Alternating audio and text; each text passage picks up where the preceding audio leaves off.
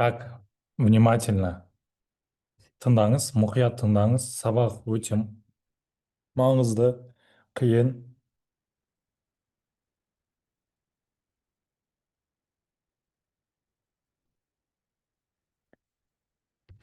Бұл хеджирование саласы. Хеджирование саласы.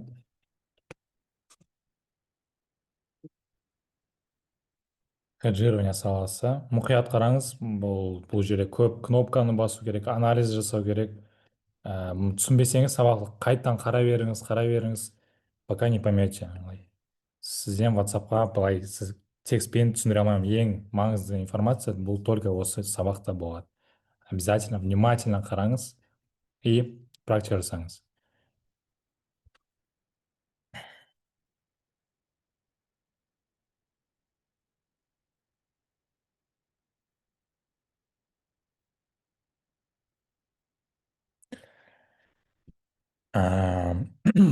Хеджирование саласы айына 30-50%. Одан көп болса жақсы. Депозиттен. 30-50% депозиттен. $100 салсаңыз, 30-50 табуға болады бір айда. Бір айда, тек қана бір айда. Вот. Или, допустим, 100% те болады, если повезет. Сіздерге, если сіздер постоянно үйде отырсаңыздар, ноутбуктан анализ. Если постоянно қалада жүрсеңіз, үйде отырмасаңыз, то телефон. Телефон. Телефонға осы TradingView деген приложение кіріп жетесіз. Дәл мен қазір сызам, сіз сызғанды дәл телефоннан жасайсыз. Там өзіңіз қараңыз, іздеп көріңіз, кнопкаларды өзіңіз табыңыз. И мен сияқты сызыңыз. Мен ноутбуктан көрсетемін, сіздер телефоннан жасаңыздар, телефоннан өзіңіз табып сызасыз. Вот. Вот, это понятно, надеюсь. Так, дальше хеджирование. Хеджирование без биткоин, эфириум. Криптовалюталармен жасаймыз. По-другому это. Биткоин, эфириум. Вот, мен қазір Solana деген монетаны аштым. Бұл болмайды. Бұл өте волатильный, риск көп. Эфириум биткоинмен жасаймыз. Сделкаларды осы криптовалютаға ашамыз. Запомните биткоин, эфириум, BTC, ETH. Болды. Потом смотрите, сіздер телефоннан, ноутбуктан кірсеңіз, допустим, біз эфириумның графигін ашайын десек, біз ETH деп жазамыз. ETH perpetual. Вот. ETH USDT perpetual contract. Swap crypto Bybit. Осыған кіріп, осы жерде бәрін жасаймыз. Мен қазір Solanaмен көрсетейін. Также perpetual contract.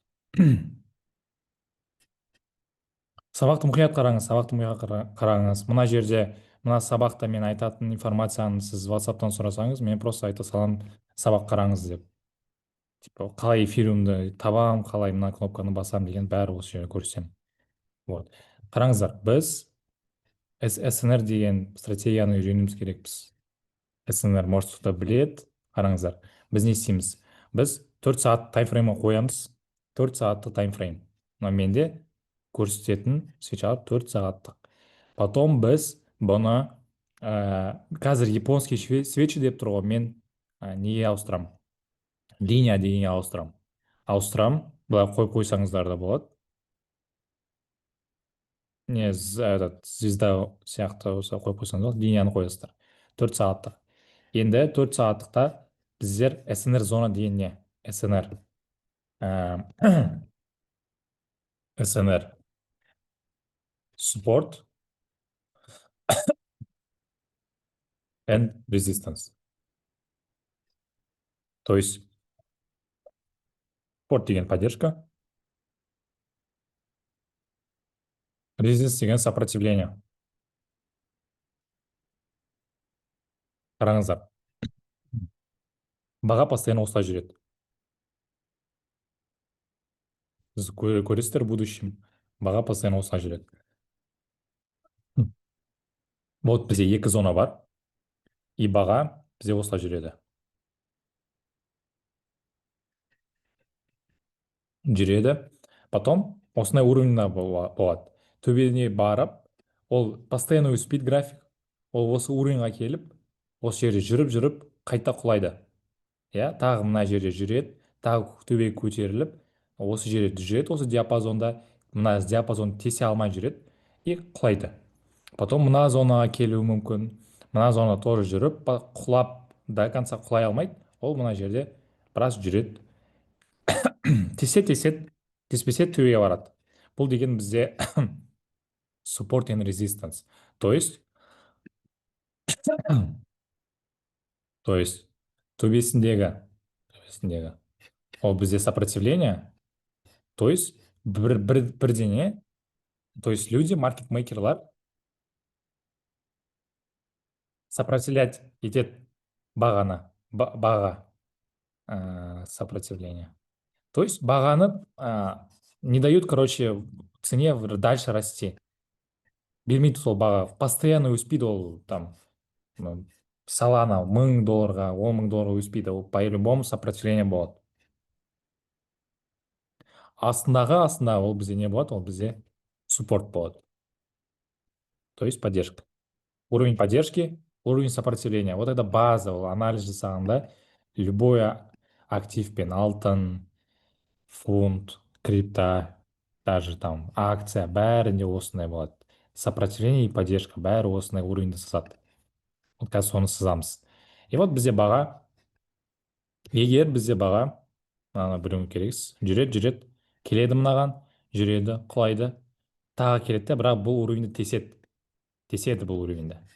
Сол кезде бізде мына резистанс, ол бізге уже суппортқа айналады. Бұл уже бізде поддержка болады.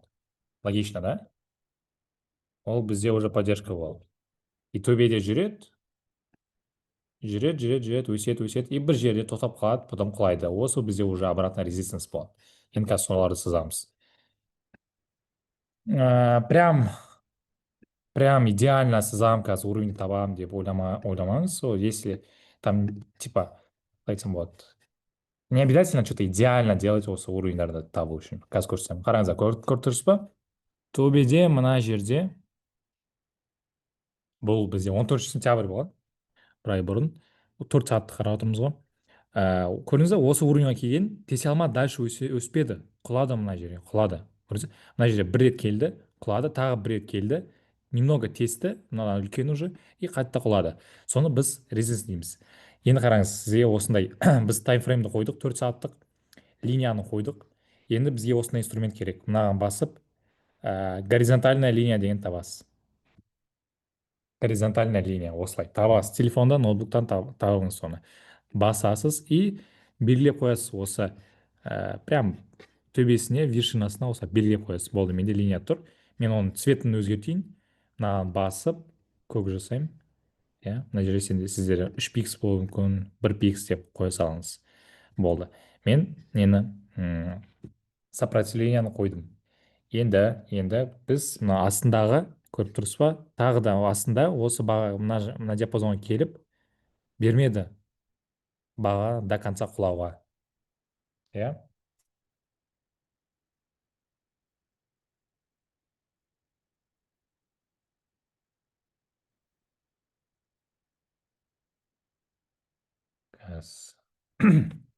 иә, значит мынаны белгілейміз. Все, белгіледік. Енді бұл глобальный бізде, негізі бұл глобальный, ең үлкен точкасы, ең низкий точкасын, ең үлкен сопротивление, ең низкий поддержка. Бірақ мынаның ішінде тоже бар. Көріп тұрсыз ба? Вот баға келді мына уровеньға, тесе алмады оны, қайта құлады. Мен былай көрсейінші, хорошо, вот 15 минутқа өтіп.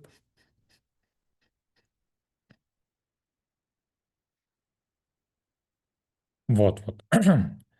Қазір.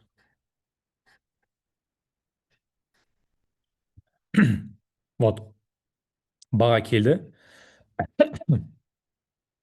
тесе алмады мына уровеньді, қайта құлады. Тағыдай барды, тесе алмады, и все, құлады. И мына жерде келді мынаған, көріп тұрсам, мына зонада бізде тоже, мына зона поддержка, мынау сопротивление болып тұр. Келді мынаған, тесе алмады, тоже мына зонаны тесе алмады, тағы да төбеге өсті. Тағы да келді, тағы да көргісі келді, тағы мен тесіп құлай аламын ба деп. Жоқ, не получилось. И снова пошел вырос. Еще раз келді мынаған, и тағы өсті. Так, телефон қояйын. Вот. Потом в итоге тескен негізі тесті, и потом обратно құлаған. И осы жерде тесті. Иногда сондай болып тұрады. Бұл СНР зоналары деген ол 100% істемейді. 40% істейді базарда. 40% что олай істейді. Тессе, біз көрсем не істейтінімізді.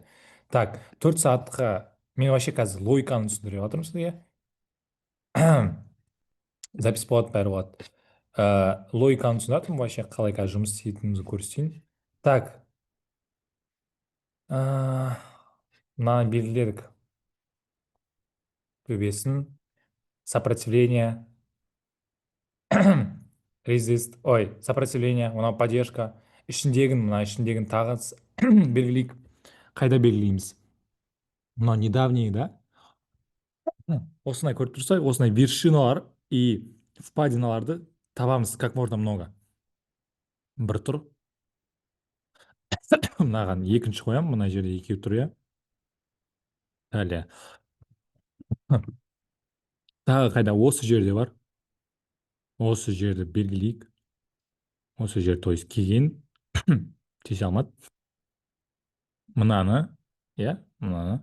И осыны белгілейік. Болды. Негізі мынаны да белгілесек болады, лучше семья қояйық, нормально жетеді бізге. Енді біз зоналарды, мен сызғандай, төбесіне сызғандай, бізде линиялар емес, прямоугольниктер тұрады. Қараңыздар. Бұны ауыстырамыз японский свечаға. 4 сағаттықтан, давайте 30 минутта өтейік. 4 сағаттықта тұрамыз, 4 сағатта тұрамыз, өтпейміз. Біз қазір зоналарды белгілеу керекпіз. Мынаған келеміз, ең төбесіндегі зона. Біз енді осындай инструмент бар. Прямоугольник деген. Көрдіңіз, вот прямоугольник.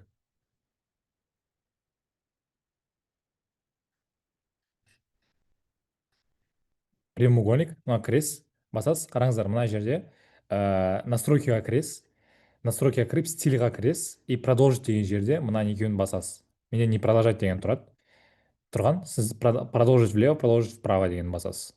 Чтобы, зачем? Чтобы осындай үлкен былай зонаны көрсететін до конца. В будущем сізге көмектеседі тоже, дальше уже істейді. Так, не істейміз біз? Енді зоналарды белгілейміз. Мынаған қараймыз.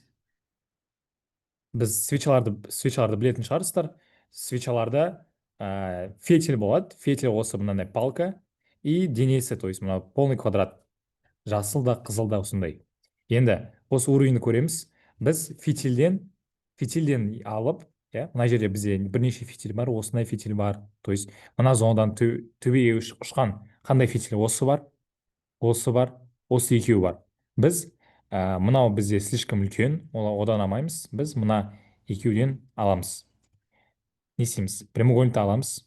Прямоугольник табыңыз тоже сол прямоугольник фигуры деген. Мына фитильден алып, немножко осы свечалардың денесіне кіргіземіз. Вот. Не обязательно, чтобы идеально было. Кіргіземіз, болды. Менде тұр прямоугольник. Прямоугольниктің түсін өзгерте аласыз. Мынаған басып, мен, допустим, ақ қоя аламын. Серый қойып қойын. Жоқ, былай ақ қоя тұрайын. Осылай удобно. Вот. Все, біз бір зонаны белгіледік. Енді астына түсеміз. Бұның бәрі 4 сағаттықта жасаймыз, не забываем. Енді мынаған өтеміз. Так, көріп тұрмыз, мына зонадан екі осы фитиль ұшқан. Соны алып, не обязательно идеально, просто былай сызамыз, болды. Бұл біздің сопротивлениямыз. Дальше смотрим, мына жерде тоже көрдім. Мына фитильден аламыз. Фитиль, осы жерде мына фитильден алып жатыр мен. Палкадан алып, так. Алып, кіргізіп жатырмын. Так, давайте остановку. Түсінікті ма? Мен түсіндіріп жатқаным түсінікті ма сіздерге?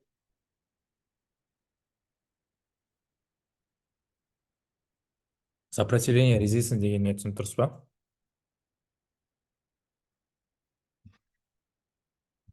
Чатқа жазып жіберіңдерші.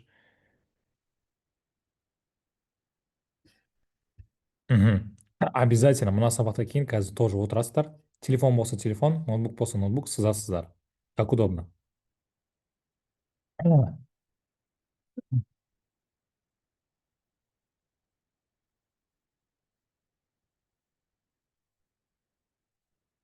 Потом мына зона.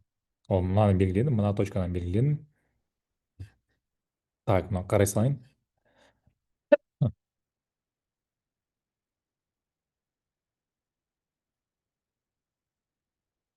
Мгм. Так, сызамыз тоже. Фитилін алып, осылай сызып қоямыз. Далее, астындағы тағы бар. Астында осы екі көріп тұрсыз ба, тоже поддержкаларымыз біздің. И осы жерде. Потом тағы да, если жаңалар шықса, тоже сызып қоясыздар. Все, сыздым. Сыздым. Енді, я сразу салам, жарайды, сразу салам. Енді біз 15 минутқа өтеміз. 15 минутқа өтеміз. Енді қараймыз. Көрдіңіздер ма? Бізде поддержкалар бар. Поддержкалар. То есть зоналар көп бізде.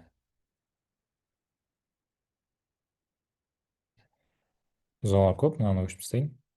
Енді смотрите, бізде ә, кім криптаны білмейді, бізде лонг и шорт деген нәрсе болады.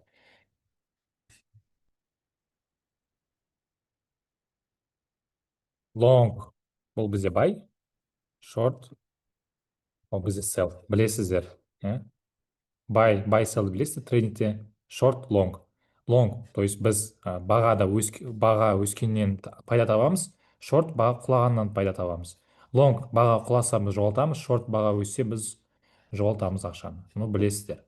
Енді біз не істейміз? Мына графикке қараймыз. Қазір баға осы жерде тұр. Осы жерде жүр.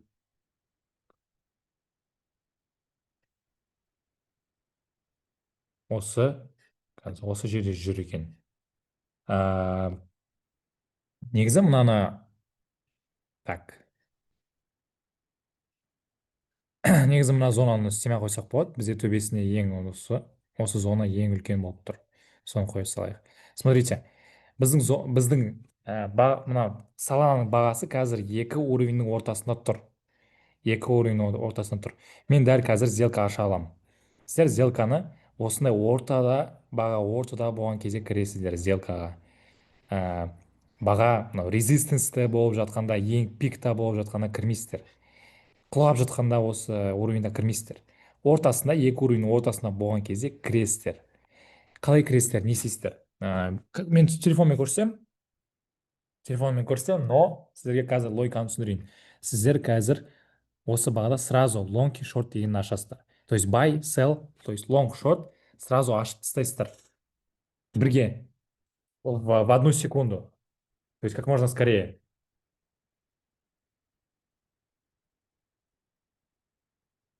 И сізде осы зонада сіздер и long и short ашасыздар. Қазір давайте мен сызайын.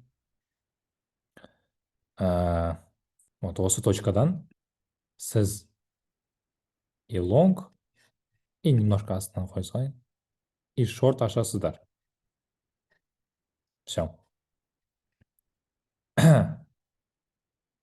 Long и short ашасыздар. Былай жасайық, смотрите, былай жасайық. Вот, смотрите.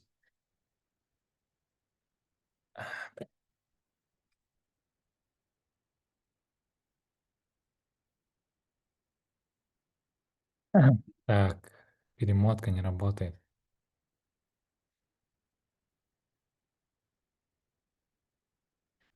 Былай жасайын, өзімнің аккаунтыма кірейін.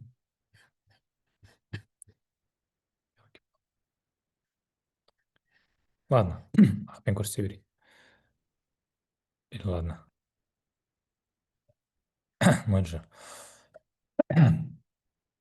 Секунду көрсетемін сіздерге.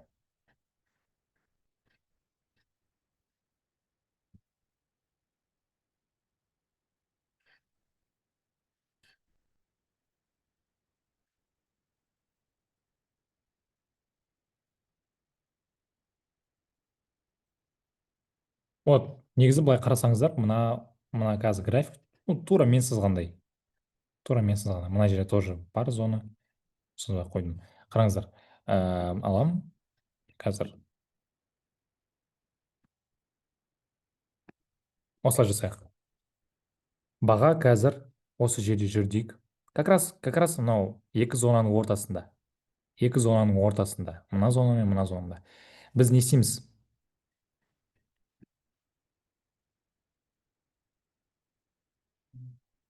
Так, біз не істейміз? Біз мына жерде сразу екі сделканы ашып тастаймыз. Лонг и шорт. Давайте сюда, мына жерде бізде сразу лонг тұр. И сразу именно сол бағада сразу шорт тұр.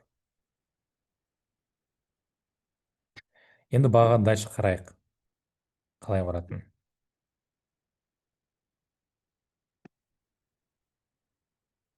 Өсті, ага, хорошо. Өсіп жатыр. Біз қазір, біз екі сделка сразу ашып қойдық қой. Бізді қайсысы плюс, қайсысы минус, кім айтады? Внимательнее. Умный. Кім айтады қазір, қайсысы сделка бізде? Біз сразу екі сделка аштық. Қайсысы плюс, қайсысы минус бізде? Или екеуі де плюс па, или екеуі де минус па?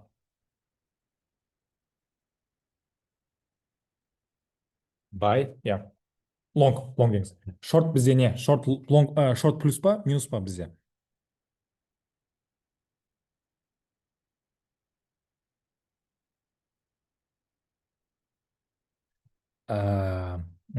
Шорт минус, дұрыс айтасыздар. Так, Мейрамкүл ханым, хеджирование баға флетте жүргенін ашқан дұрыс шығар. Егер тренд восходящий болса, шорт үлкен шығын болады емес пе? Так, смотрите, хороший вопрос, хороший вопрос. Бәріңізде сондай сұрақ болады потом в будущем.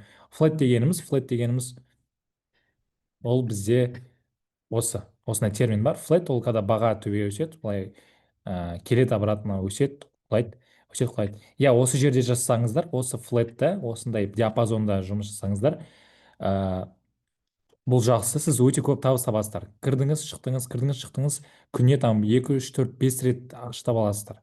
Бірақ иногда рынок прям былай өсуі мүмкін. Былай жүреді да өсіп былай өседі. Ал сенде мына жерде шорт қалып қалды. Лонг тұр, лонг плюс, а шорт қалып қалды сенде. Не істейміз осы жерде деген сұрақ. Тут потом в будущем түсіндіремін. Қараңыздар, бұл жерде біз ешқандай 100 доллармен, 200 доллармен кірмейміз. Біз депозиттен от депозита біз 1%-пен кіреміз. Сол үшін бізде қазір табыс аз, бірақ бұл тұрақты и стабильный и не рискованный. 1%-пен кіреміз. Сіз 100 доллар, сізде 100 доллар болса, біз лонгқа біз 1 доллар қоямыз, шортқа біз 1 доллар қоямыз. Потом усредняться етеміз. Усредняться не екенін қазір түсіндіремін. Вот. Осын это запомните, мен қазір түсіндіремін оны сделкаға кіретін кезде. Так, дальше возвращаемся. Қайта келейік. Капец, мына жақ қып-қызыл менде, елки-палки. Вот, баға бізде келді мына жақ. Біз мына жерде уже лонг плюстамыз, шорт минустамыз. Бірақ хеджирование бізде дегеніміз, ол бізде хеджирование, мен түсіндірмедім. Хеджирование вообще дегеніміз, ол бізде екі позициямыз плюс болады. Қазір біз, мен көрсем, қазір біз екі сделкамызды плюсқа айналдырамыз. Қалай? Ол өте оңай. Смотрите, дальше график өсіп жатыр.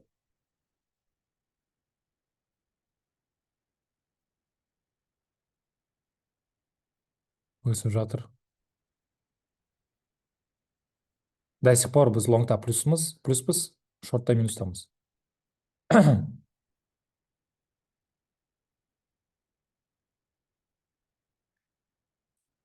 Смотрите, біздің бір сопротивлениеға келді бір сопротивлениеға. Ал мен түсіндірдім, что СНР зонада, если бір зонаға келсе, ол құлау керек қой. Мына жерде сопротивление, ол мынаған құлау керек. Дұрыс па? Дұрыс. Значит, біз не істейміз? Осындай бізде баға либо поддержкаға, либо сопротивлениеға келсе, біз усреднение деген нәрсе жасаймыз. Усреднение. Усреднение деген, усреднение.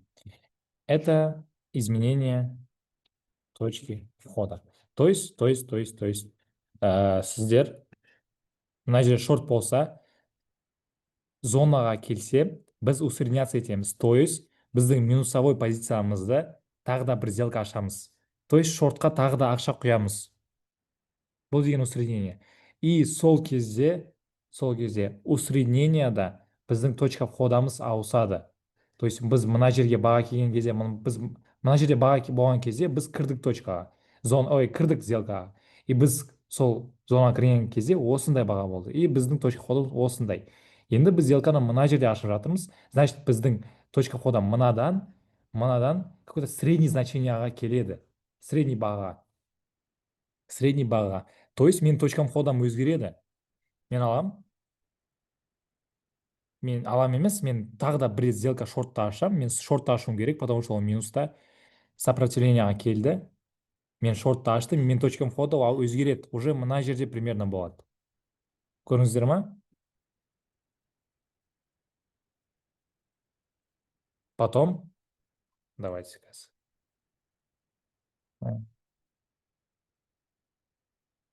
Уже, так, ладно, мына жақ қарамай қояйық, уже өсіп кетті. Баға мына жерде келген кезде, уже қараңыз, мына жерге келген кезде, это что значит? Это значит, что менің лонг позициям плюс, и менің шорт позициям плюс. Осы жерде уже сделка жабуға болады. Хорошо, жаппадық біз. Дальше. Кетті ол. Мынаны тесті, келесі зонаға барыпты. Что такое? Өшті ма менде? Я, мен жауып қойдым ғой. Я. Сейчас обратно.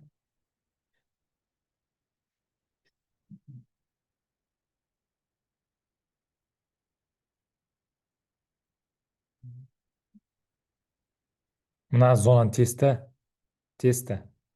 Мына зонаға келді. Келесі сопротивлениеға келді. Потому что мен давно сызғам оны. 4 сағаттыққа қарасам, мен сол давнейшіден салғам мен оны. Хорошо, 5 минутқа келеміз. Қараймыз. Осы бізде қайда? Қайда ол зона? Вот.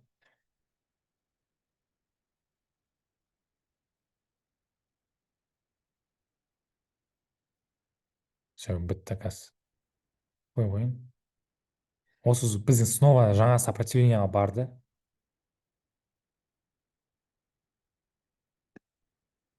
Вот, осы жерге барды. То есть мына жерде где-то минут 10-15 тұрған. И мен сол кезде тағы да, мен шортым уже минуста, үлкен минуста, бірақ лонгым үлкен плюста. Мен алам да, мен тағы да сделка ашам. И менің точкам входам мына жерде сначала болған, потом мына жерде болған, потому что мен кіргем. Мен тағы мына точкадан кірем, и ол өзгереді немножко. Осы жерге өзгереді. Примерно осындай. Сізге телефонда көрсетеді, қай зонадан сіз кіретініңізді. И вот дальше қарайық.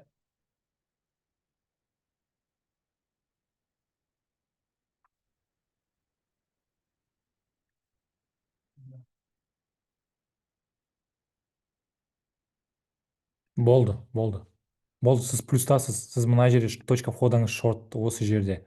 Лонг осы жерде. Болды, сіз екеуі де плюссыз, екеуіне жауып қойсаңыз болады. Все? Стратегия осы.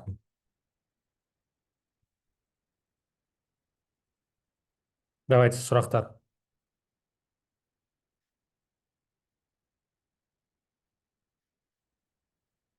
Көрдіңіздер ма? То есть мына зоналарды өшіп тастайын мен. Или ауыстырайыншы мына цветтерді. Көзге ортып отыр. Смотрите сюда, смотрите.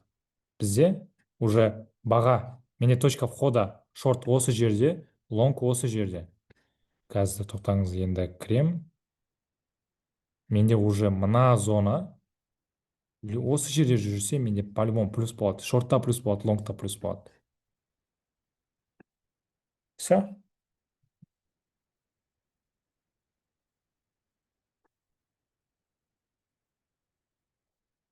Так, сіз сұрақтар жаза беріңіз. Я сейчас буду с телефоном дайындап, TradingView'ді ашып, кірем мен тоже сделкаға. Қазір демо счетпен жасаймыз. Демо счетты көрсетсем, демо счетты ашатын. Демо счеттан кіресіздер. Потом уже бірнеше плюс болады. $100 саласыздар, $100 істейсіздер. $100 жасайсыздар. Потом уже түсінсеңіз мына стратегияны қалай жұмыс жасайтынын түсінсеңіз, все, сіздер сіздер уже если үлкен ақшаларыңыз болса, салып ақша табасыздар дальше. Кәмек кіріңізші TradingViewға. Да, давайте сұрақтарыңыз бар ма сіздерде? Қанша рет былай усредняться ету керек деген сұрақ бар ма сіздерде? Қанша рет осылай сделка ашып тастау керек? Binance Pivot қалай тіркеледі деген видео жасап жібереді. Пока түсірген жоқпыз, оны чуть позже жіберемін. Пока сіз демомен жасай беріңіздер. Ешкімде андай сұрақ жоқ па? Қанша рет ашамыз, типа мен 100 рет, 10 рет, 1000 рет аша берсем бола ма деген.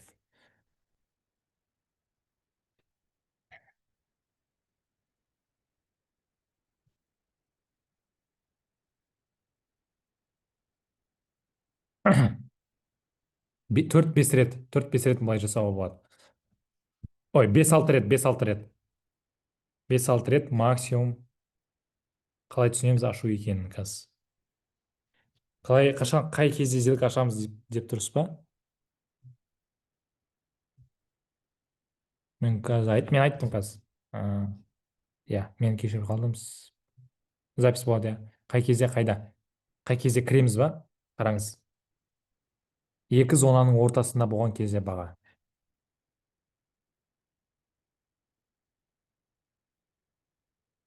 Вот менде поддержка, вот менде сопротивление.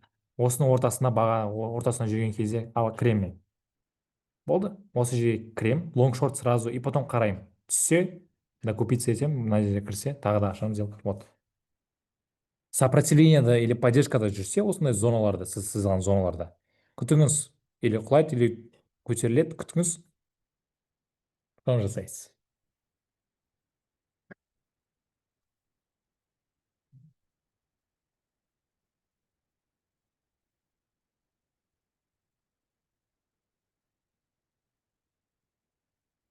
Binance'a кіріп, ішіне $100 салып, сосын сделка ашып көрсетіңізші. Ол P2P деген лучше отдельный видео сабақ біз түсіреміз жақында. Демо счетты көрсетейін сіздерге қалай жасайтын. Егер баға төмен түскенде екінші сделканы лонг ашамыз, иә. Дұрыс айтасыз. Давайте қазір негізі біраз отырып жасау керек. Так, қазір мен телефонмен жасайын.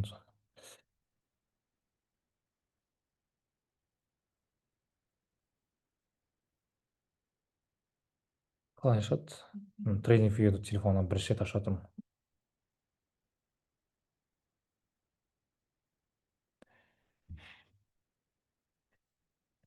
Сіз жаңа шортты подгонять еттіңіз, иә? Лонгты да солай подгонять етеміз ба? Обязательно устранение табамыз, иә? Иә, если баға, давайте мен лонг шортты көрсеттім.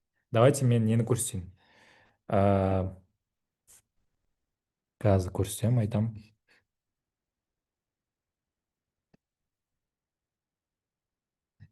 Давайте страшный какой-то вариант.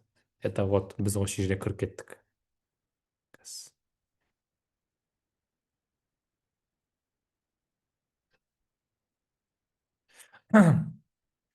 Осы жерге кіріп кеттік.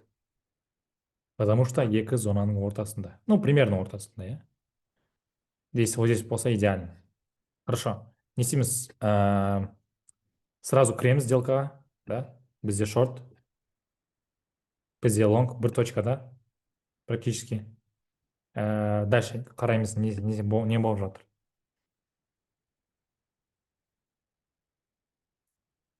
Лонг плюс бізде, шорт минус.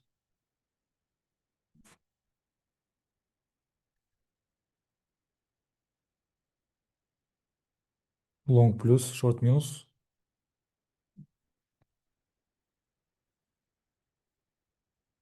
Анау жасыл деген менде лонг, қызыл шорт.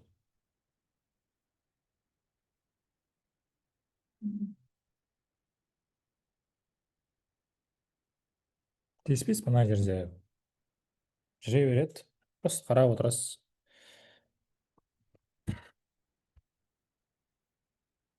Все, лонг менде минус, шорт плюс. Келді, сопротивление келді. Мен осы жерге кірем. Не істеймін мен? Қайсы сделканы ашамын, лонг или шорт? Қайсысынан усредняться етемін? Тағы да қайсысынан сделка ашамын мен? Мына жерде ашамын, мына жерде емес, мына жерде ашамын. Лонг, дұрыс, дұрыс. Лонг бізде осы жерде болған. Мен кірдім осы жерден, и менде немножко өзгерді точка входа. Телефонда көрсетеді, точка входаңызды көрсетеді. А, мынаған келді, кірдім мен. Кірдім, енді баға қарайық. Примерно осы жерде емес. Примерно, наверное, осы жерде.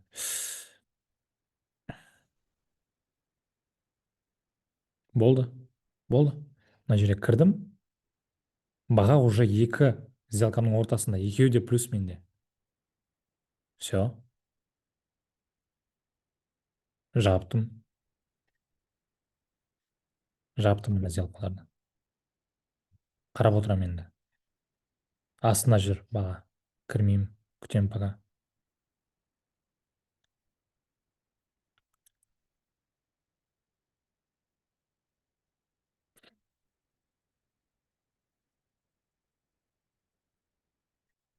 Поддержкада жүр, кірмеймін.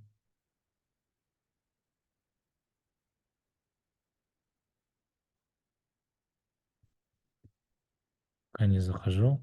Просто қарап отырамын. Делами занимаюсь. Просто бір қараймын. Қалады. Ладно, қарап отырамын тағы.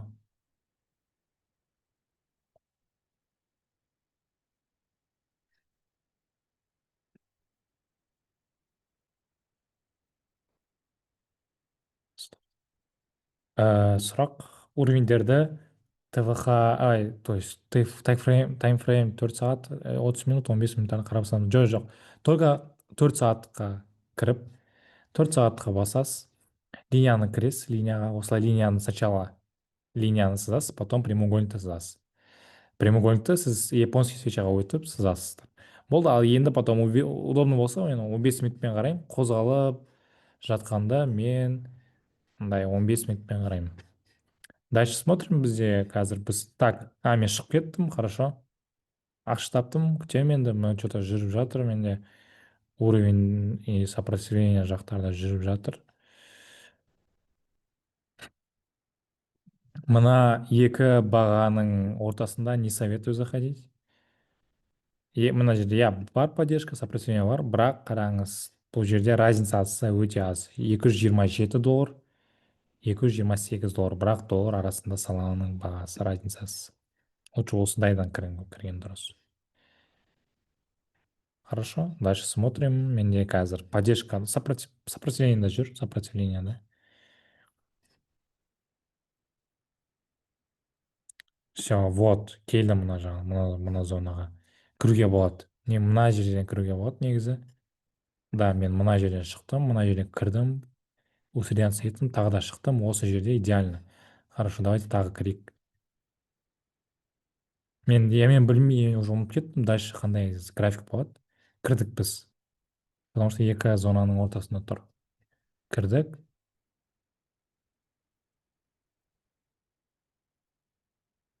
Зонада бір рет ғана ашамыз, иә. Лонг плюс, шорт минус. Кетті бір зонаға, мына жерде кіріп кетті мен. Зонаға келді, мен шортты аштым. Шорт қозғалады менде немножко, осы жерге келеді. Қазір көресіздер практикада. Опа, кетті, құлады. Енді менде шорт үлкен плюста, лонг минуста. Қазір екеуі де плюс. Екеуі де плюс, менде жабып қойсам болады, да жабып қойсам да болады. Да, вот здесь можно закрыть уже. Просто логиканы түсінсеңіз, главное, логиканы қалай жұмыс жасайтынын түсінсеңіз болады. Зоналардың арасы қандай болғаны дұрыс. Бағаны, нет, ол главное емес, просто мына жерде бірақ доллар ғой, ол қозғалыс. Сіз просто кірсеңіз сделкаға түсінесіз, что так,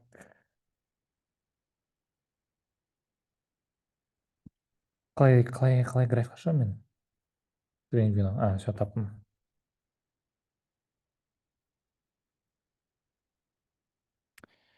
Так, давайте қазір менде сделкалар ашылып тұрғаны келген, оказывается, сейчас. Қайда? Жоқ. Так, хороший вариант. Соны көрсем сіздерге. Қазір телефонмен кіремін, тоқтаңыз.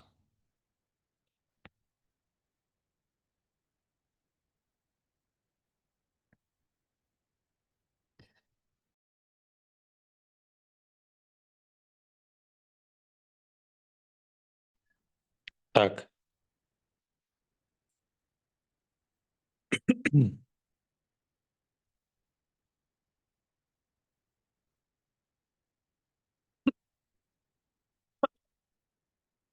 Телефонды көрсем.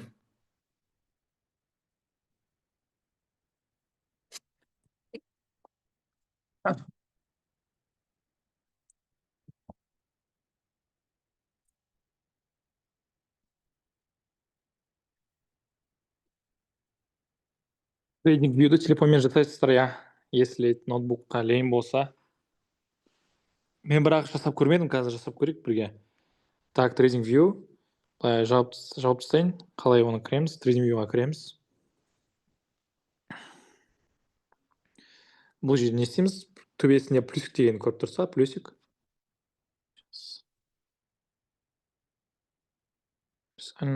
Қазір касание плюсқа басамыз. Какой бізге қандай не керек? Давай саланамен. Неге саланамен кіріп жатырмын мен? Ол көп қозғалады. И көп сделка шығады, и көрсетсем болады сіздерге. Потом басамыз, perpetual buy bit. Потом мынаған басамыз. Все. Мен ноутбукта сызғаным. Міне, тұр. Потому что ноутбукта мен бір почтамен кіргем, мына жерде дәл сол почтамен кіріп жатырмын. Так, давайте қазір. Не қазір бізде? Салана ма? Салана. Давайте осы екі зонаның ортасында кіруге болады.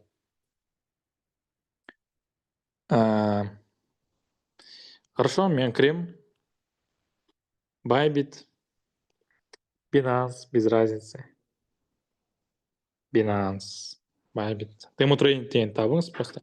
Binanceға кірсек. Поисқа просто демо деп жазыңыз. Демо торговля басасыз. Внимательно қараңыз. Неге қай жерде мына плечо табамын деген сұрақ қоймаңыз. Почему мына жерде спот емес, USDC деген таңдайсыз. Бұл бізде futures. Futures, вот, Solana бәрі тұр. Так, бұл жерде менде екі сделка тұр, мен ұмытып кеттім. Жабасылайыншы. Бұл Binance'та демо счет. Bybit'те демо счет осы жерде. Тоже сделкаға кіріп кеткем. Кіреміз, еще деген басамыз.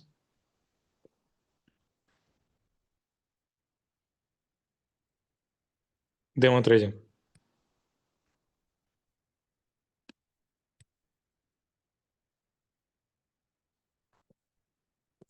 Вот. Binance қазір.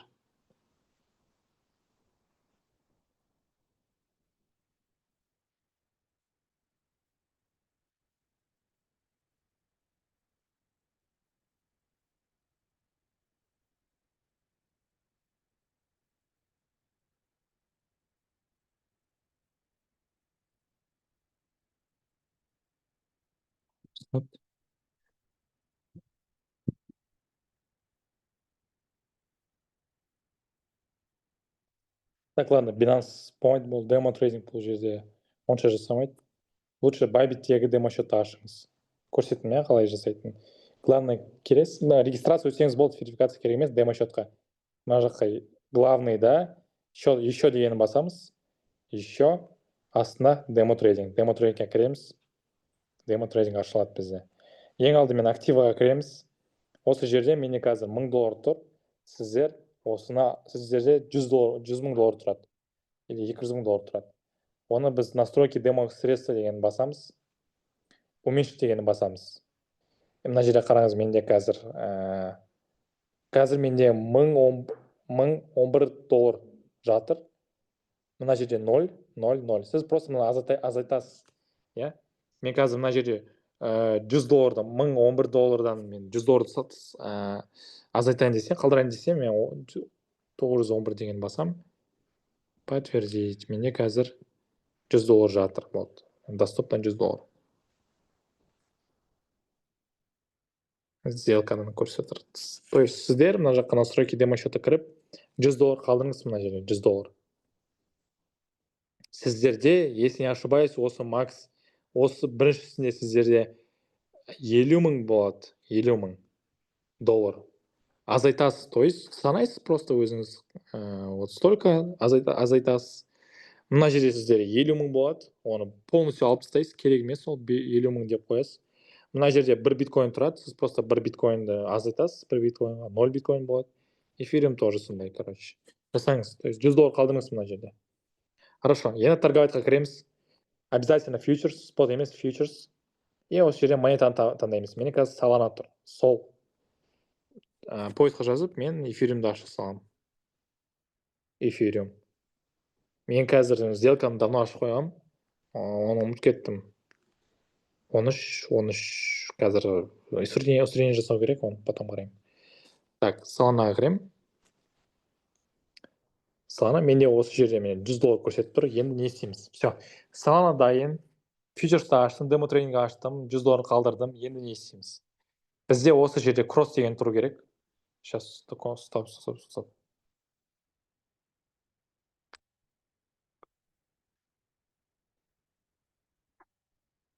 Демо счет, короче, тауып көріңіз. Вот. Кірдім.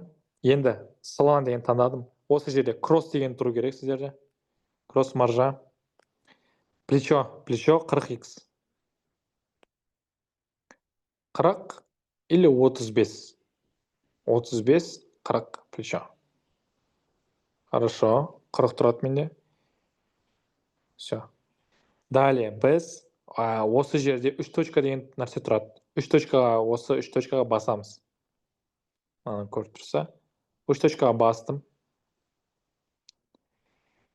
Торговые предпочтения. Димаш, может, қойған шығар сіздерге. Торговые предпочтения, режим позиции. Басамыз. Сіздерде односторонний тұрады. Оны хеджеріне ауыстыру керек. И мына жерде галочканы қоясыз. Окей. Все дайын. Енді біз рыночныймен кіреміз. И количествоға. Так, мен графикті қарайыншы. Өзгерген жоқ па? Нормально. Да, нормально. Бабитке кіреміз. Так, смотрите, бізде рыночный. Мына жерде сіздер сол деген тұру керек. Дополнить по количеству Solana. Поисқа басамыз. И қараймыз. Санаймыз, то есть. 0,1, 0. Мен қайда қарап отырмын қазір?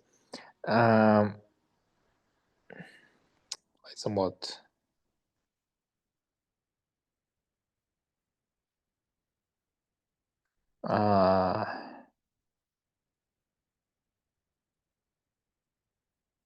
Смотрите, мен мына жаққа қарап отырмын. Мен қандай ақшамен кіріп жатқанымды. Мен осы ценаны көріп тұрсыз ба? Цена 0,6 доллармен кіріп жатыр. Мен 0,2-ні қойсам, менде 1,2 доллар. Мына сіздерде 1,5-тен көп болмау керек.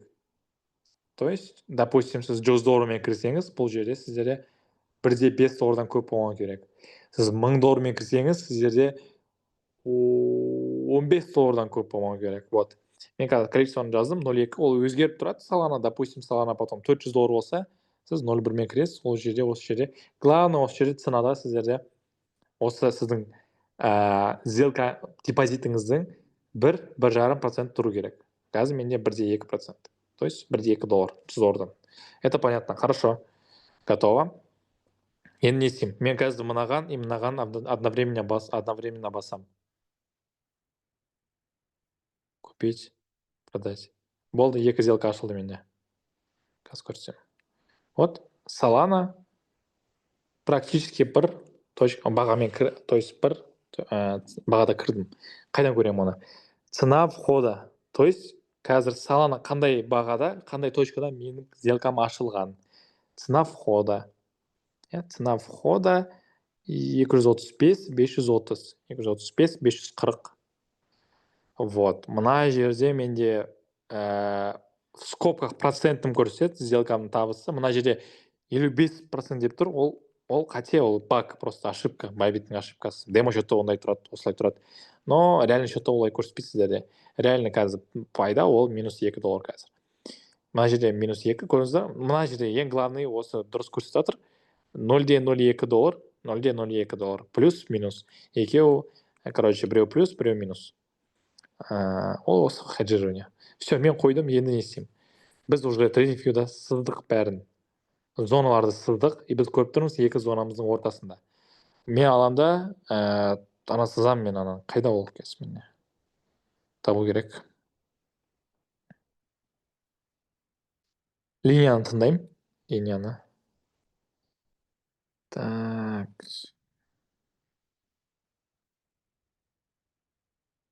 О. Линии тренда. Вот наша горизонтальная. Линия тренда жерде. Мен қайда бастым? Мен мынаған бастым. Тут горизонтальная линия. Қайда қойылды ол менде? Вот, таңдадым. Осылай таңдай аламын, көрдіңіздер? Просто мына жүр. Мен бассам, ашылды. Қазір удалып тастайын.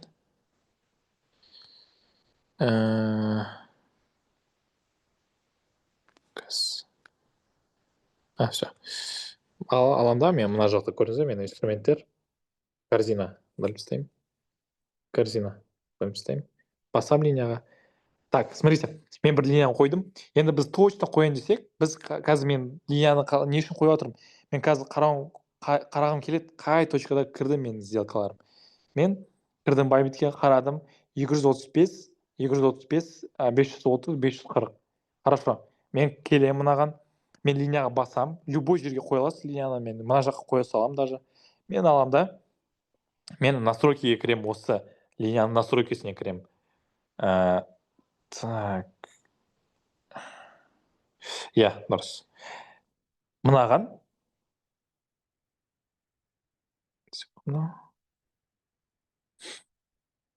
Мен басам линияға, менде осындай инструменттер шығады. Вот. Мен 3 точкаға басам. Может, андроидта басқаша, білмеймін. 3 точкаға басам, настройкиге таңдаймын. И мына настройкиде мен как раз координаты да, мен бағаны жаза аламын точно. Мен қашан, менің шорт қайда? 235, 540, 200. Стоп. 235, 540. Готово басам. Окей. Все, мене көтерілді. Мен машина қойдым, өзгертті өзі. Хорошо. И давай, хорошо, я этот сразу и лонгты жазам. Сіз дәл осылай жасайсыздар. То, что я делаю, то же самое делайте. Басам. Мен настройкиге кірем. Настройки 535. 530.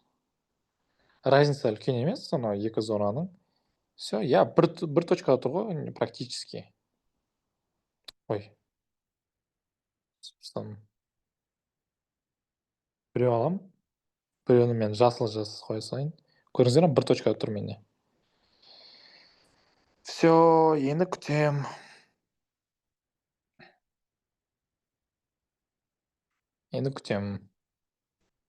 Если повезет, классно будет, если дәл қазір былай өссе қатты. Сабақ барысында.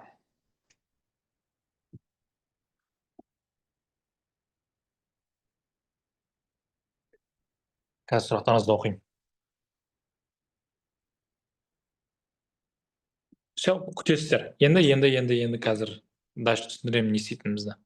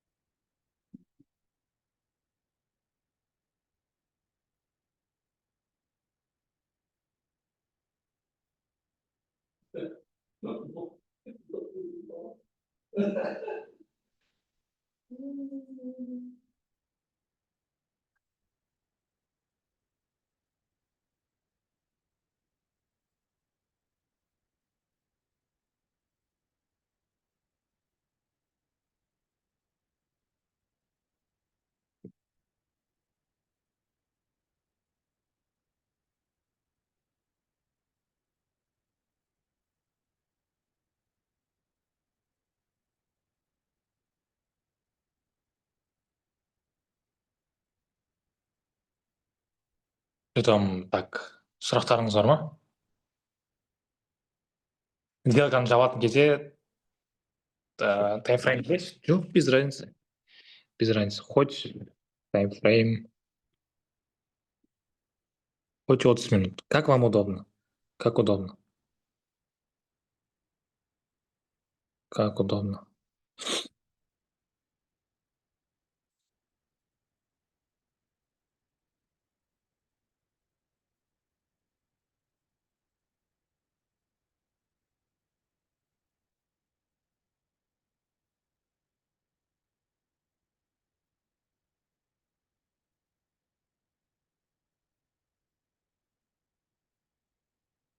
Так, енді мен не істеймін? Ә,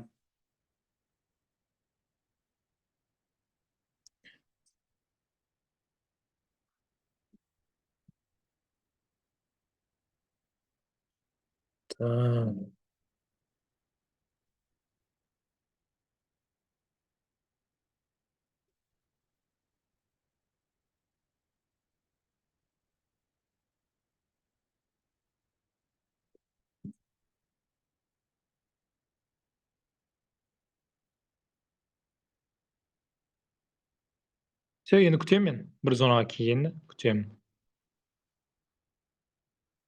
Бір сделать уведомление.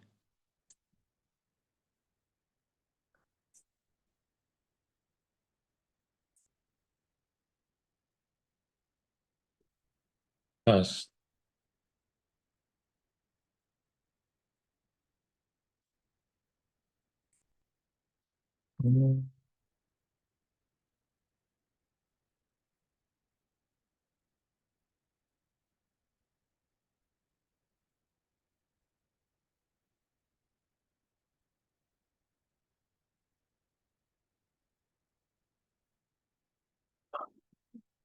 Цена, пересечение уведомления.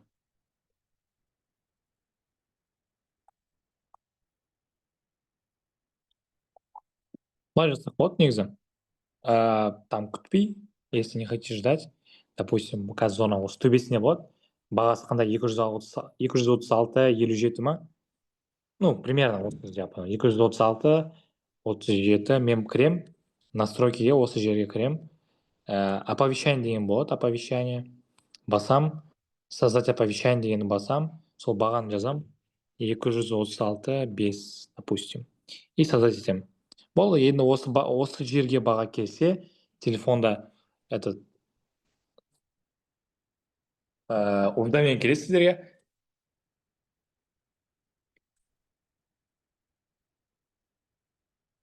Уведомление келеді, что осы зонаға келді. Это значит, что сіздер усреднение жасайсыздар. То есть шорттың усреднениесі жасайсыздар бұлар төбесінде.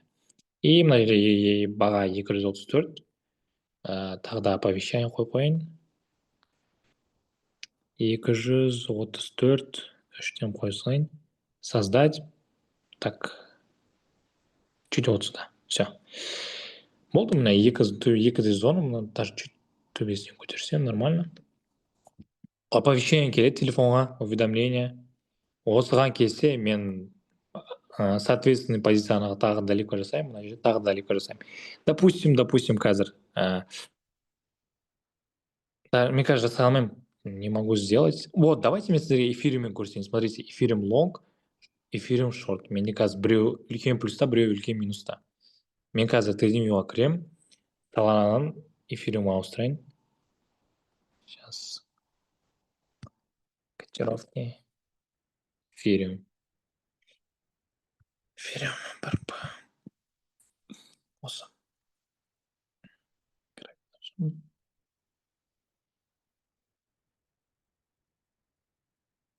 Так, мен төбесінен сызбадым қазір. Давайте сызып көрейін.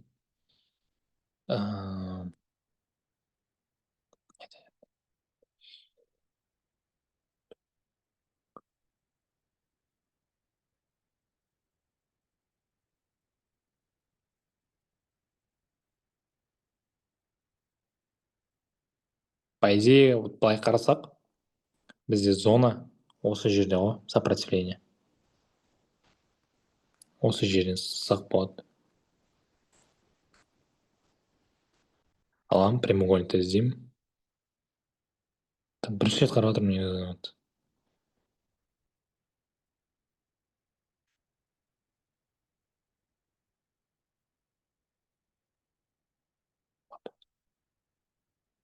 Вправо, влево деген ауыстыру керек негізі.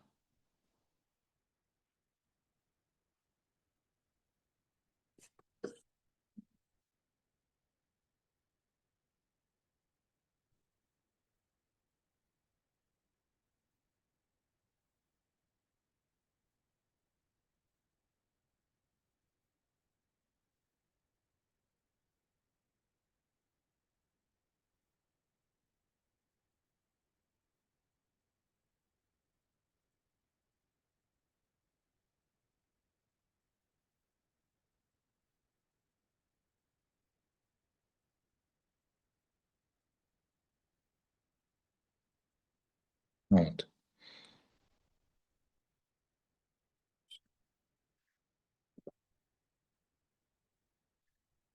Строки.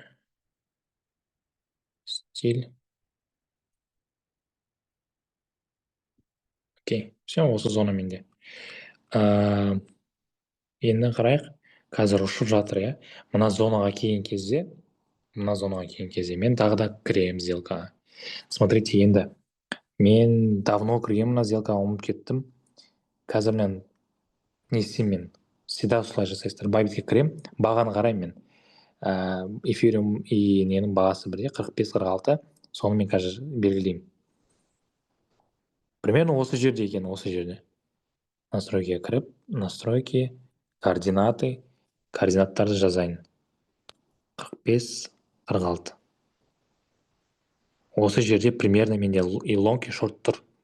Мен қазір, қараңыз, баға ұшып кетті. Мен давайте дәл қазір мен усреднение жасайын.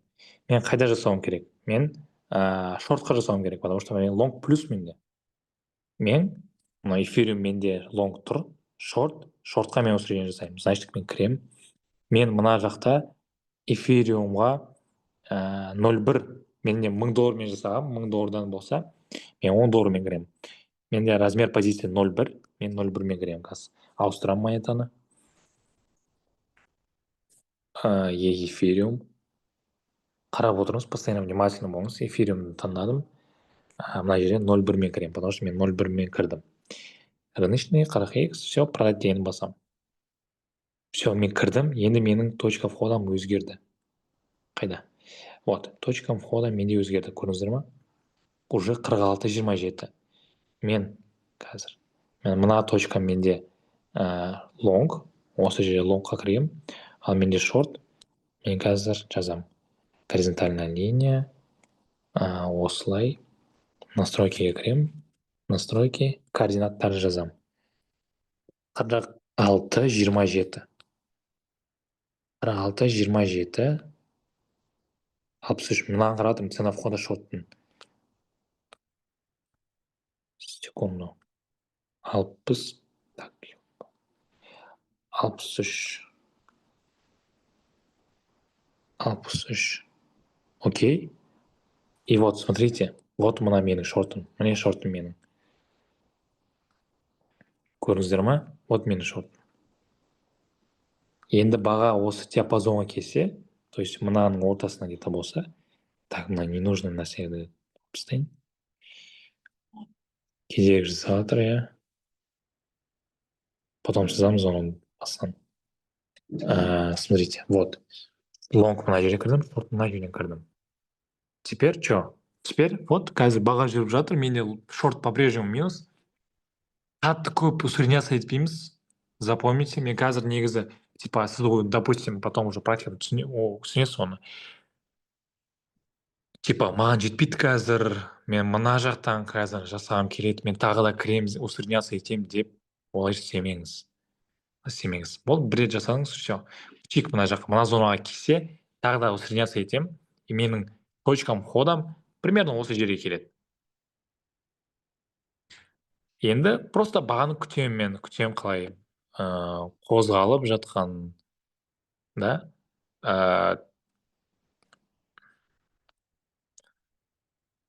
Мына баға мына екеуінің ортасына келсе, екеуі де плюс болады, екеуін жабамын. Болды. Енді сопротивлениеда мына зонада бағасы қандай қазір, оның примерно оның бағасы 47-56, 47-70-дің арасында. 47-60 деп айта салайын. Мен настройкиге кірем, оповещание. О, сработало дейді. Стоп, сработало. Секунду. Қазір мына қоя салайын. 47-60.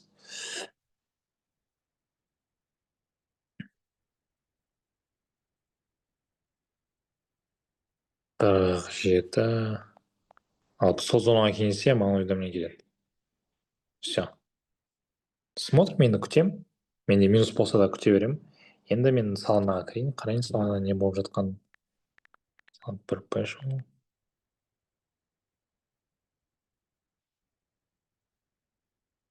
Келді, ана зонаға келді. Енді қазір тағы усредняться етемін. Смотрим. Хороший, вот бізде наконец сол болды. Менде эфирім тұр, мен салонаға өтем. Салона, сол. 0,2 мен кірдім мен салонаға 0,2 мен. Мен қазір шортты ашам тағы да.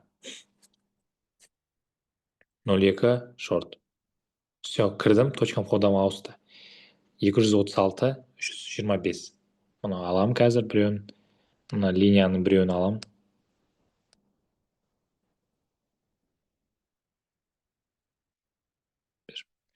Так, настройки. Координатаға 236 и 325. 325 доллар. Так, болды. Мен точкам входа өзгерді. Көрдіңіздер ме? Уже менде осы жерде шорт, лонг осы жерде. Қазір баға оның осы екеуінің ортасына келсін, мен жабам сделканы. Понятно? Все? Енді жүре береді енді. Күтейік, дальше өтсе, мен дальше сделка нені қараймын. Бірақ құлау керек, негізі құлау керек. Мына жерде қараңыз. Бір рет келді, құлады. Бір рет келді, тағы да құлады. Бір рет келді, құлады. Если одан тессе, мен дальше іздеймін.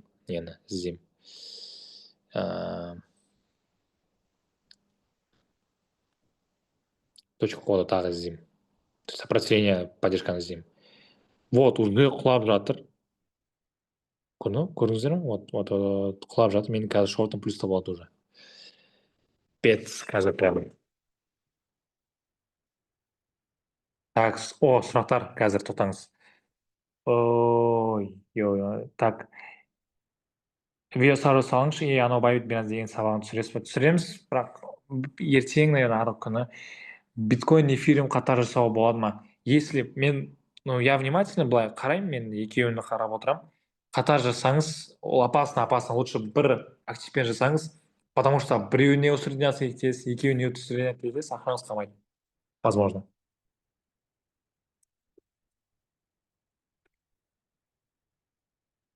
Ашық салмадым сабақтың соңын. Иә, жазып сізге. Мен уровень алмай жатырмын сабақтан, күн кешігіп оқыған.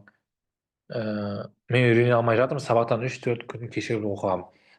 Видео сабақтардың записьтерін қараңыз, ол жерде информация көп. Binance'ны жасай алмаймыз, менің Байбиттің восстановиться етілмей келген еді. Жасаңыз, хорошо, вот. Binance бар. Binance'та бірақ минус в чем? Binance'та мені қараң, 11 мың доллар тұр, мен 100 доллар деп қоя алмаймын мен. Сол үшін, примерно 11 мың доллар болса, сіз 100 доллармен кіріңіз. Вот. Потому что 100 доллар ол 1%. Мұнда лимитная заявка болады ма? Лимитная заявка жоқ, лучше не надо. Потом, если профессионал болсаңыз, негізі Лимитка қойсаңыз болады, допустим, смотрите. Ой, лимитка емес. Иә, лимитка қойсаңыз болады, допустим, мына. То есть менде қазір мына сопротивлениеға бір сопротивление келсін дейсіз да, лимитка қойып қоясыз, то есть 237-де өзі автоматически кірсін деп қоя аласыз, бірақ лучше не надо. Оповещение кірмей лимиткаға қойсақ болады ма усреднение? Иә, болады. Если хотите, да, можете. Главное, оны түсінсеңіз. Эфириум 5200-ге дейін көтерілуі мүмкін болса, сонда сіз бірінші рет усреднение жасайсыз ба, құлай бастағанда лонгты жауып, шортты ашық қала береді ғой. Жоқ, мен жаппайсыздар, күтесіздер. Мына, то есть мына точкаға келді менің сопротивление, лонгты жауып, шортты ашам, қалдырам деген жоқ. Менде лонг ашық тұр, қараңыз. Лонг ашық тұр. То есть вот эфириум бойынша. Лонг ашық тұр. Оны бірге жабам мен. Осы екі бағаның арасында келген кезде бірге жабам. Binance'да минимальный сумма депозиті қанша болу керек? Binance'да демо-счет па? Демо-счет жасай беріңіз. Қандай ақша сізге? Сначала демо-счетпен жасаңыз, потом реальный счет өтесіз. $100 бастаңыз. $100 бастаңыз. Так, мен баға қазір жүріп жатыр. Хорошо, тағы өссе, хорошо, ничего страшного. Қазір бірақ бәрі мына уровеньға келіп, мына уровеньға қанша рет келген, не получается пробить, қазір құлайды ол. По-любому құлайды. Бірақ өссе де, дальше өссе де, ничего страшного. Просто усреднение жасаймыз 1%-пен. И все. Лимитті қойып қойсақ, даже тек профит стоп-лосс қойып болады, но это уже запутаетесь вы. Допустим, 235 менде лонг, 236, 47 менде шорт. Оның ортасында, допустим, 36, ровно 236-да мен тек профит қоя аламын, иә? То есть Solana USD, take profit 236. Подтвердить. Ой. Бұл лонг па? Жаздым ғой, 236. Цена take profit должна быть выше цены последней сделки. Она же выше. Что за фигня?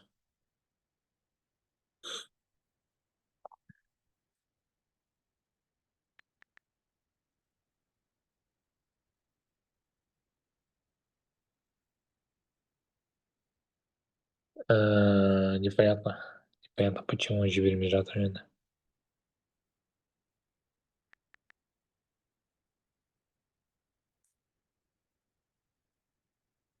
Мынау негізі шортқа қойылған 236-ға.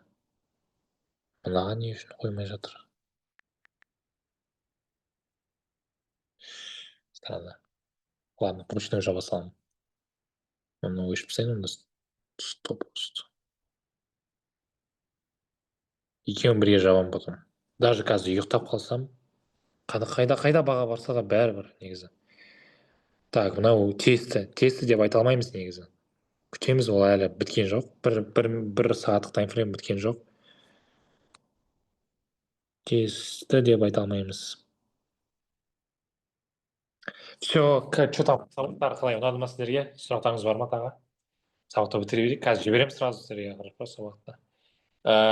Не істейсіз сіздерге тапсырма.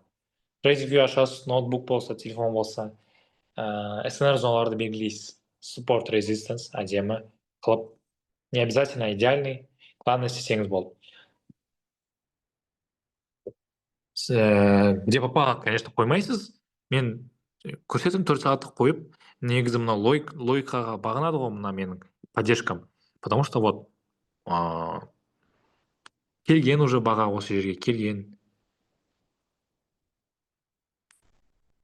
Тесе алмады, құлады. Тағы да сондай болған. Келді, тесе алмады, құлады. Вот қазір осы да мүмкін, солай болуы мүмкін. Көрдіңіздер ма? Осы деген бізде сопротивление, осылай жұмыс істейді.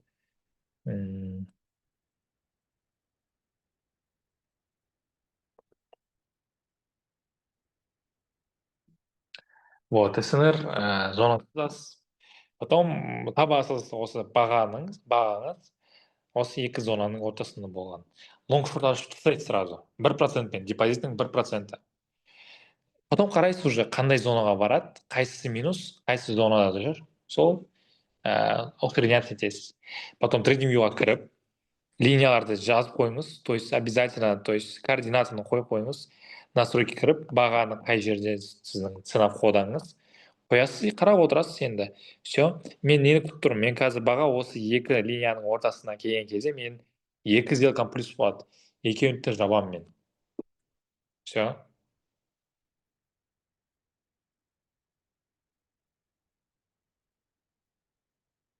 Если прям дела, просто стоп-лосс қойып қоясыз мынаның ортасында. Қандай баға, сол бағаны стоп-лоссқа қойып қойыңыз. Сейчас, еще раз. 235.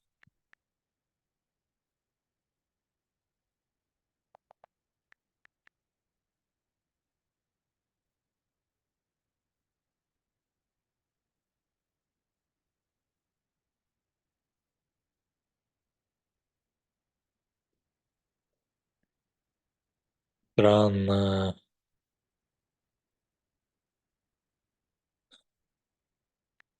Стоп.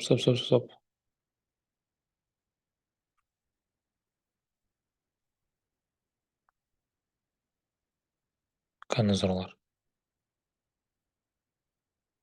Күтеміз, короче. Так, теперь что, не күтеміз сіздерден? Бұл жерде практика керек, обязательно.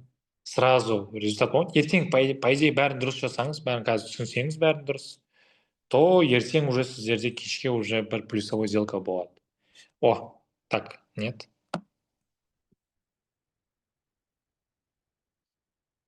До сих пор бір минус.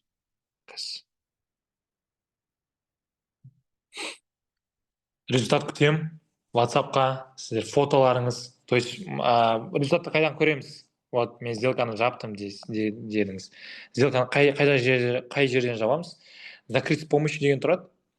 Подтвердить, либо осы закрыть все дегенді бассаңыз, бәрі сделка жабылады. Потом мына жерде көріп тұрсыз ба, шестеренка и бір список тұр. Мына жерде, вот, прям менің кнопкам тұр.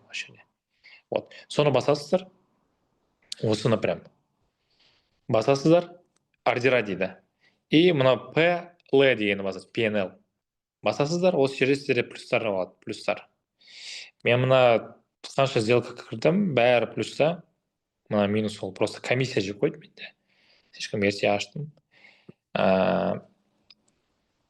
Остальной плюс, просто осылай болады. Маған скриншот жіберіп, скриншот жасап, жіберіңіз маған WhatsApp-қа. Күтем, обязательно күтем. Вот, смотрите, екеуде плюс, но мынаны пока жаппаймын. Жаппаймын, пока күтейік чуть-чуть. Чуть-чуть күтейік. Вот, сейчас можно, сейчас, стоп. Закрыть с помощью PNL.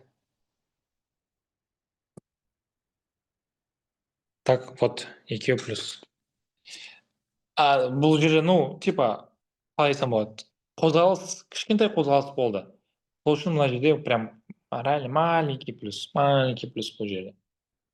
Бірақ мен усредняться етіп, ана үлкен диапазон бағаларды қараған кезде, сол жерде табыс таба алатын едім. Но қараңыз, просто диапазонды қараңыз. 235, 4, 236, 3. Просто 0,9 доллар арасында. Сол үшін табыс аз. Бірақ осылай жұмыс істейді. Поняли? Мен қазір мына бармадым, тисе алмады. Қайта келді. Мына екі зонаның ортасында. Болды. 2 плюс.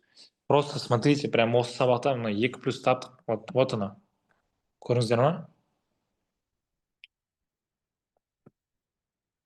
Кім түсінді ма? Түсіндіңіздер ма сабақты? Көрдіңіздер ма? Прям сабақтың барысында плюсқа шықтық. Енді қараймын мен. 20 негізі тағы да кіре аламын, но білмеймін. Мына зона, екі зонаның арасында өте кішкентай минус. То есть өте кішкентай баға. Баға кішкентай. То есть мен өшіп тастайын. Осы екі зонаны айта берейін сіздерге. Негізі ана зона болады, просто арасында аз. Негізі болады, я тағы да кірсем болады. Салайын. Салана 0202. купить, продать. 235, ну, дәл сол бағамен кірген. Мен ана зонаны қайтарып алайын. Керек маған қарауға.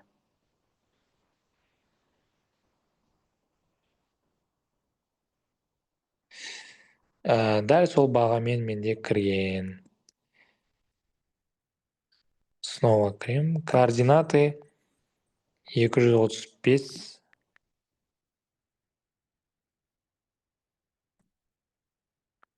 Бес жүз алпыс. Примерно осы бір бағада тұрып жүр олар. Тұра берсін. Все, мен күтемін енді. Қай зонаға барады, сол жерден устроен етемін. Баға төмен түсе берсе, неге шортты жабамыз? Қалдыруға болмайды ма? Ну, смотрите, жоқ, мен не үшін жаптым сделканы, потому что екі осы бағаның мен екі лонг пен шорттың арасында келіп тұрды. Мен ұстап тұрғаным, мен мына жерде тұрған, басына осылай болған. То есть басына осылай, осы жерде тұрған мен. Потом баға өсті. Менде шорт минус болған, лонг плюс. Лонгты жаба салмай, мен күтем. Осы сопротивлениедан алам, сатып алам. Тағы да шорт ашам. Потом точкам входа өзгереді. То есть шорт өзгереді. Лонг осы жерде. Все, мына ортасына келсе, мен сделканы жабам. Түсінікті ма? Все, қанша адам отыр мына жерде? Мейрамгүл ханым, басқалар. Результат күтемін сіздерден. Сеңіз демо-счеттан осындай сделканы 5-10 рет ашсаңыз, минус плюсті көрсеңіз, все, $100 салыңыз, $100 істеңіз. $100 жасадыңыз ба? 30-50 $, все, сіз оның стратегияны полностью түсіндіңіз. Если уверенный болсаңыз, болды. $500, $1000 аласыз, саласыз. Болды, айына сізге $300, $500, пожалуйста. $5000 болса ма, хорошо, сіздерде айына $1,5 и $2500. То есть 700 тысяч и 1,5 миллиона теңге. Осылай. Записьте жіберемін, хорошо, сіздерге. Все, оны сабақта бітіре берейік. 2 сағат өтті. Продуктивно өткіздік. Тағы да, может, эфир жасаймыз, если... Тағы да жасаймыз обязательно эфир.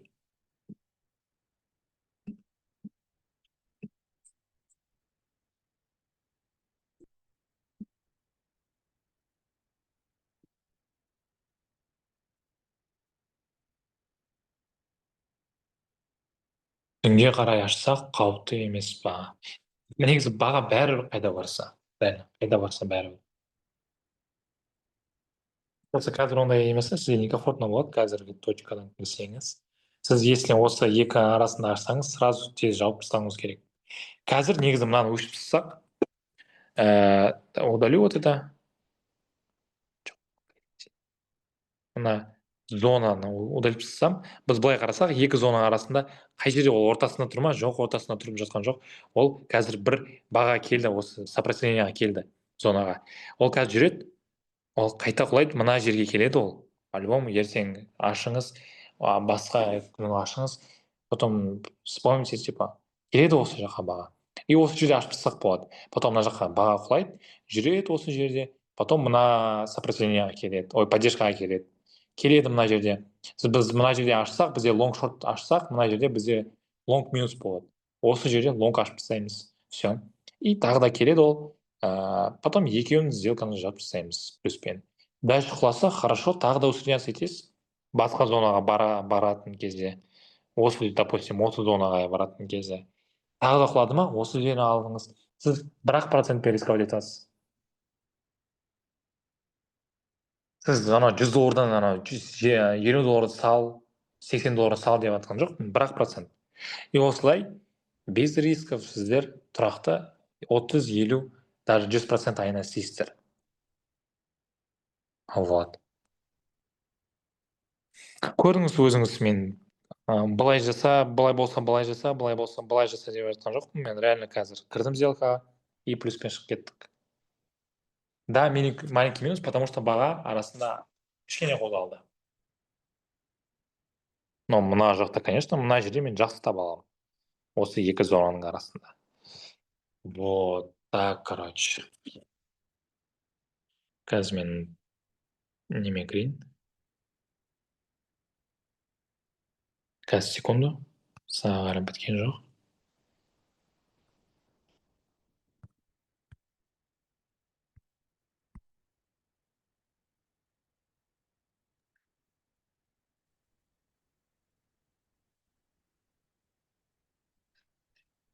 Так, Блин.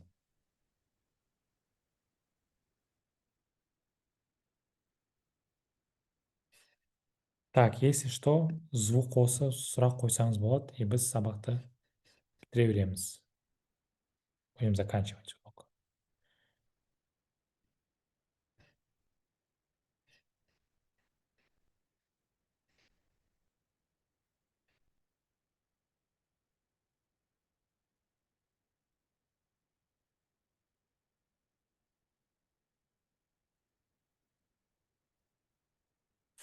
Так, сұрақтарыңыз бар ма тағы? Бүгін финалға алтын болмады ма? Мен бере алмадым. Трейдер вообще жұмыстары басқа. Мен бүгін уақытым болмады. Сол үшін бере алмадым. Ертең беремін обязательно. Вообще сабақ сіздерге қалай? Ұнады ма? Кері Керемет. байланыс. Жақсы. Күшті болды. Мгм. Рахмет. Рахмет. Ұнады. Ұнады Ага. сабақ. Познавательный жақсы өтті. Все, обязательно сіздерден результат күтемін. Өстем, маған андай демо неге ақша сала алмай отырмын жұмаға. Көмектесші бір. Қазір иә, WhatsApp-тан жауап беремін.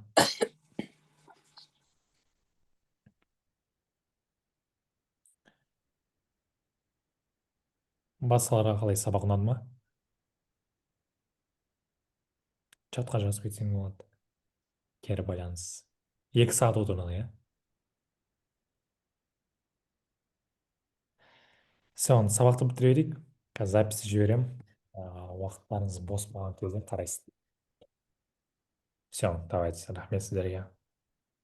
Енді келесі сабақта кездесеміз. Давайте, результат күтемін.